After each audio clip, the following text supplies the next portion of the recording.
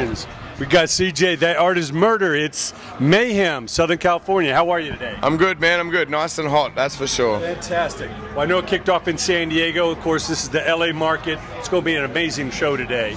You know, tell us a little bit about you coming up in music, you know, when you started taking music seriously, and who were some of your musical heroes?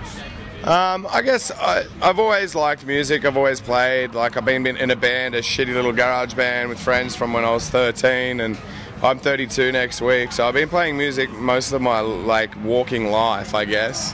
But yeah, for me, when it took off serious, it would have been probably when I joined the band before I was in before this band. We were nothing really big on the global market, but in, like, Sydney and Australia, like, we had a pretty good following, so...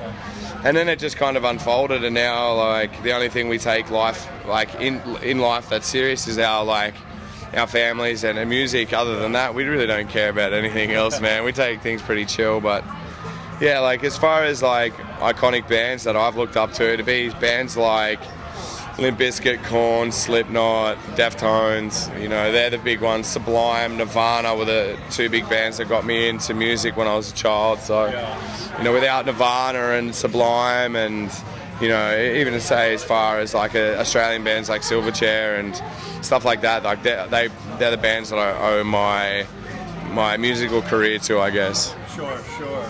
Now, obviously, this band, was it kind of a combination of picking the best members from other bands and it kind of formed kind of an all-star group, or? No, this band was like, the boys recorded an EP when they were like 17, and their singer wasn't real good, and he had a real bad attitude at the time, so they kicked him out of the band. They were like auditioning guys for like 9 months, and I was filling in, playing shows for my band at the time, and Thy Art to help them out, because we've always been friends. Yeah. And then I just had enough of the bullshit that my band at the time was creating, so Thy Art were always asking me to join. And then I joined, you know, 6.5 years ago, and haven't looked back ever since. But we've had problems in the past with, like, a few members, you know, with just a whole bunch of things. Like, they fucked us over. They were lying, stealing, forging, like, music deals, record deals, claiming that they wrote, like, our albums. Sean, our guitarist, has written everything since day one. Right. So him and Lee are the original members from day one.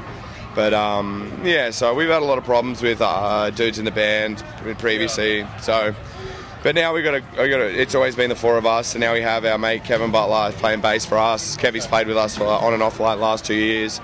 And he just needed to make that decision whether he wanted to sacrifice work and come and do this. And then he just made the decision, so we wanted him on board. You know, he's a really good friend, and we have a really, like, strong family now. Like, it was always been the four of us with, like, a ring-in guy to tour with, and it's really cool now that we have, like, such a close friend that can be with us, and we don't have to go, is this guy going to fuck us around? Is this guy going to cheat us or something? So it's really cool that there can be 5 of us on stage as well as 5 mates now. It's good.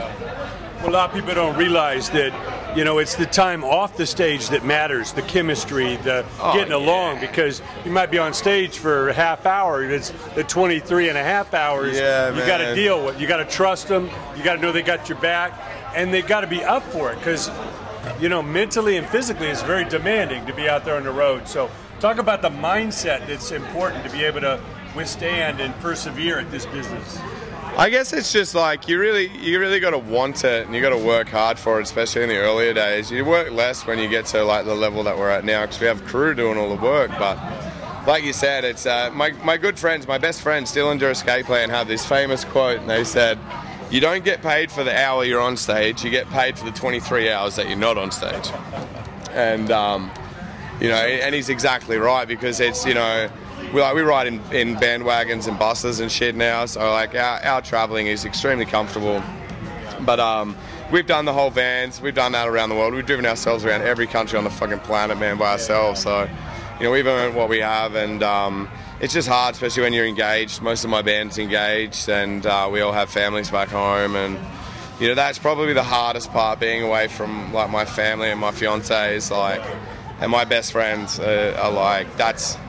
I have a very small, quiet, secret life when I'm home, and I like that life, and I miss that life, you know, so that I miss a lot. But other than that, like, for us, it's real easy. I don't know why people go crazy on the road and on tour. it happens. We've seen it firsthand with friends of ours and dudes that have played in our band and dudes in other bands. They just can't take it. They just like, people always, yeah, I can't wait to tour, man. I'm like, dude, our tour is our smallest tour in the last 4.5 years, because we're from Australia, has been 4 months. It's our smallest tour, so it's like... After a week, they're ready to go home. Yeah, dude, like, they just, you know, like, oh, dude, I can't, you know, I'm not showering every day, or, you know, the catering shit or whatever. It's life, bro. Like, you want to kick back and watch video games, you're not built for the road. Yeah, well, we are now. That's what we do. We sit on the bus, smoke weed, and fucking play Xbox and watch cable television, so... Wow. Well, I know you're known for a great animated performance. Yeah. So, how do you get in that mindset? Because you obviously rest your body and prepare for that. You just, I don't. You flip a switch and hit the stage? I do, man. Like, I'm like... Dr. Jekyll, Mr. Hyde? Yeah, I'm sober every time I play. I don't drink. I smoke weed, but I'm sober when I play. And for me, I just let it happen. You know, I don't really plan anything. Maybe there's like something that I'll say to the crowd, or I'll do, you know, to emphasize a song, that I'll like purposely wave my arm or say something. You know, maybe I'll plan for one thing, but the rest of it is just like whatever. You know, when we're playing, it's extremely professional. We're trying our hardest to play the songs to the best of our ability and play as tight as possible.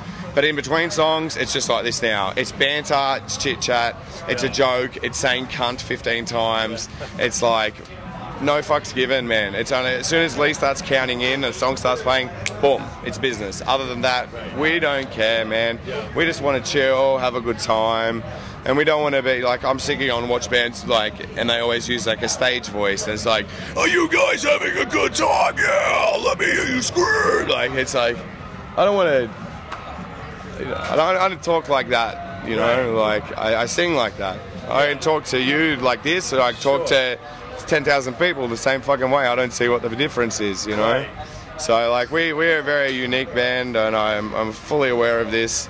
Not just because of where we come from, but we have 5 extremely large personalities, and I do what I want to do, and fortunately enough for us it works. We're very unique in that way, and a lot of people, fans and other bands, are like, I don't know how the fuck you get away with the shit that you say and do on stage, but like, you get away with it and people love you for it, and it's really cool. I'm just being me, and my band's just being ourselves, and I think that's a big reason to our success, is people see that and see that we're real people. My fiance, my father-in-law, my parents, my brother was here. I'd be the same dude, man. Talk the same way. I don't see why people have to have different personalities for where they are and what time and who they're around, you know? Well, you know, coming up, most bands are copying others, doing covers, kind of fitting in, but really standing out and being as unique as possible is really what makes you stand out of the pack. So you're saying you got 5 very unique individuals, so you basically promote that they basically be as unique as possible. Yeah, well, when Hate first came out like 3 years ago, and the band really blew up and we were doing really big stuff, you know, my manager at the time and my band would always say, CJ, watch your mouth, you can't say this, you can't say that, and, you know, fair enough, you know, we had to watch what we didn't say, and then after Hate, it's kind of, we got the way of the road a little bit more and saw the music world for what it is and everything else, and I kind of despise the whole industry, but I had to play the game, and then one day I just turned around and having a bad day on the road, and I said, if I'm going to stay in this band any longer, I don't give a fuck. No one will censor me with anything I want to say. If I say something and it's bad, it's on me. It's not on anybody else. I said that. There's no reason why anybody else should get in any trouble if I've said the wrong thing. So I'm just going to be me. And we had a big meeting about it, and we all discussed it, and we said, that's it. Let's just fully be ourselves. If we come across stupid or, you know, the only thing I don't want to come across is arrogancy. Like, that's a big thing that I am against, like, arrogant people, and I hate it when... equal to the audience. Exactly. That's what I say to fans every day. They're like, oh, you're a god, or whatever these things, and it's cool to hear these things, but like I tell them, I said, dude, I'm the same as you. I am made of flesh and bone. I have a fucking strange accent. I come from a different country. That's the only fucking difference, man. You got a dick, I got a dick. You know, whatever. We all breathe and drink and eat and shit, man. Yeah, exactly right. So I'm not any different. I'm just like, I sacrifice a normal life to do a long living dream, you know. So that's the only difference, you know. Sure. I got very lucky and successful very quickly, and we worked hard, and we're here today, you know. So. Well, Mayhem's obviously a great opportunity to get known better here in America. Sure. Why is this country important to you? I think America is important to us because of just the musical history, like in any style of music that comes from here. We've been coming to America. This is our 7th American tour in 2.5 years. And our biggest market is America. We're really big in Europe and UK especially, and Australia obviously, but America is our biggest market. We have the biggest crowds, we have the craziest fans, we have the most supportive and just lovely fans like in the US, and it's growing ever so quickly. We have a new album coming out on Tuesday, and I have every fucking confidence in me to say that it's going to do huge numbers, and it's going to really, you know, catapult my band into the stratosphere. So, you know, America is very crucial to that because you can do really big tours here. You can make money here, and you know, and like I said, the fans and the support and the love that we get from here is absolutely ridiculous. How are you, brother? I just came to fuck with it. Did you say you know where we are? Yeah. Okay. Yeah, cool. See you in a minute. All right, brother. Awesome. Sorry, that's Eddie. No problem. But yeah, we want to see you on this main stage. We want to see. I would like to see it, man. Sets. Well, that's it. You know, like I would definitely love to play on the main stage. I would definitely like to get the guarantee of what these motherfuckers get on the main stage. But we're happy playing up there, man. Like, to be honest, I don't really know many of these bands on this tour. I don't mind Slayer. I've never really heard King Diamond. I'm really psyched to play with Code Orange. I think that Code Orange got ripped off, and they're a band that should be playing later on in the day because that band is absolutely phenomenal. And I don't care if that pisses off any of the promoters from it. That band should be further up the bill than what they are. They are a phenomenal, unique band. That's great. Now, what is the growth on the new album? What do you feel most proud of accomplishing as far as the next step? With the new album, I guess we're the most proud of that we've done something slightly different to what we've usually done in the lyrical sense. I find that like my band and other bands in our style always you know, are writing about like fantasy, you know, like demons and Satan and war and apocalypse and like all these fantasy stories to try and, if maybe they're talking directly about that shit, or they're talking about some other metaphoric situation that they've got to, you know, and we've done the same thing. So I'm not putting shit on bands at all. That's just the way that things have been written for death metal, deathcore, all that sort of shit. So this record, we wanted to really hit on some points that are real, things that are affecting the world today, such as like social issues, sexual issues, educational issues, political, obviously religion. We're talking on some like the protection of innocence of children, you know, especially sexually and physically. So we have a song about that. We've also got a song about like trying to preserve the ocean and the sea life and birds and environment, and making sure we still have animals to be one with and to also eat and, you know, provide for the world. And just, we're talking about real things. Some of the topics that we are talking about and singing about on the new record in some cultures and some parts of the world is quite taboo. I think the way that we write about them is extremely educational and smart, and it's nothing meant to be malicious or disrespectful to any of these either political groups, religious groups, or people's chosen path. Like, we're trying to just sing about real events and real issues that we can either change or things that we have to be extremely wary about. We try to do it in a non-PC way as well. Because stand for something. Yeah, like I feel that everyone's too PC these days, and you can't say something about this thing or that person or this group of people because this will create this, and then everything's fucked. And so like we got to step on eggshells around people, and I find some of the people that we're singing about that we have to stand on eggshells around. I have friends that come from these like religious backgrounds, and they hate that's the fact as well, you know. Right. So it's we might be talking about one thing that a group of people have done bad to society and humankind, but in the next verse we're talking about what that another group of people have done bad to that person. So it's all interlocking in Holy War, the song especially, where it's you know, there's no one bad guy. There's several, and in the same time they can be the victim, or they can be the person inflicting this trouble on. So it's, you know, you can be a good guy and a bad guy at the same time, and that's what we're trying to discuss and make aware. A lot of people are already on, you know, they may think we're not singing about anything any new at all, but there's a large majority of people out there, I think, that are unaware of these social issues, environmental issues, political, religious issues, and we're just straight to the point. There's no story, metaphor, similes created to discuss those things. This is what's happening. This is fucked.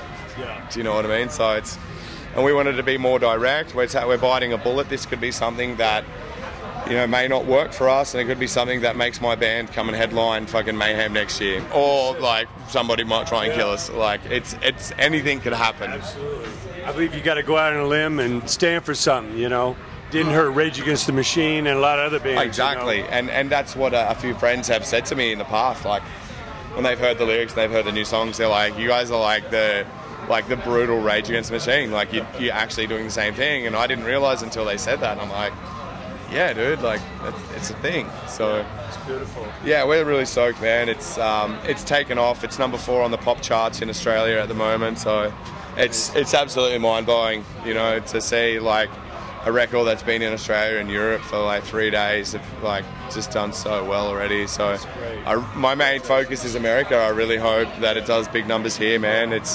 That's where we really want it to take off. America is a place where we want to be. Like this, we want this to be our home as a touring band, and you know, just make it here. This is a place where we like to play shows. Yeah. It's obviously a big country. There's hundreds of markets here. If you make it here, you can stay here for months. Exactly, and that's the idea. You know what I mean? For us, it's awesome, and like we're playing. We got so many big bands that are great friends of ours. Like, you know, Eddie from Suicide Silence just came past, and you know, it's just great to be here. We got so many friends here. It's just, we love the States. It's sick. Awesome.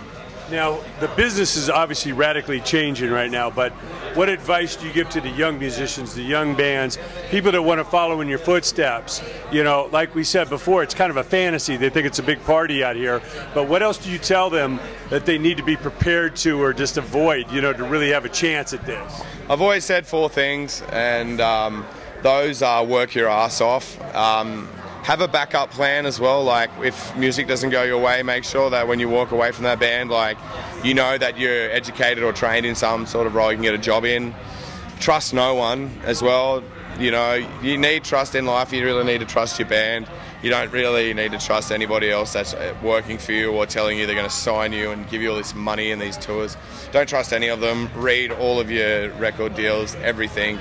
Be very mindful of the wolves out there that will try and manipulate people in young bands to try and make money off them. And also just be respectful of every band you play with, whether they are rock stars or it's their first show and they're 15-year-old kids. Be respectful of everyone. Everyone's there for the same fucking reason. You're not bigger than anybody else. Don't give a fuck if you're playing in Slayer or if you're playing in a local opening band. Everybody should be treated the same, with the same respect at least. Absolutely. A lot of people think it's a big competition out here, but behind the scenes, it's a brotherhood, it's a unity. You need to get along on these tours, and you know, nobody wants to bring an asshole on their tour with them. No, definitely, you're exactly right there. But going back to the competition part, like you said, like I respect everybody that I play with, even if I don't like some of the bands. Like, but I am competing. I'm competing with Slayer. I want my band to be bigger than Slayer. People go, oh, you're a joke. You come from Australia, you play deathcore. Yeah, you're never going to be as big as Slayer. I don't give a shit what people say. Like, I've fucking worked most of my life to be the best of whatever I do, and what I'm doing now as a musician. So I want to be the best metal vocalist, best frontman that I can be for my band and myself, and I want to get as far in this as I can. So that's my aim. My aim is to be better than every other band on the planet. But also have respect and have friendships with these other people. Just because I want to be better than them, it doesn't mean that we can't be friends, you know. the way I can be better than these bands is work my ass off, keep training, play as hard as I can play, do the best performance I can do, and then hope that people see that and appreciate that. And you know, I want to be a rock star. I want to have children and be married, and my children go to school and tell them that their daddy's a rock star. Like, that's what I want. Well, CJ, it's been a real pleasure. Congratulations on the new album and happy birthday next week, man. Yeah, thank you, brother. Thank you. We're going to be in the front row. We can't wait for the show. Thank you. Best of luck on the tour. Thank you.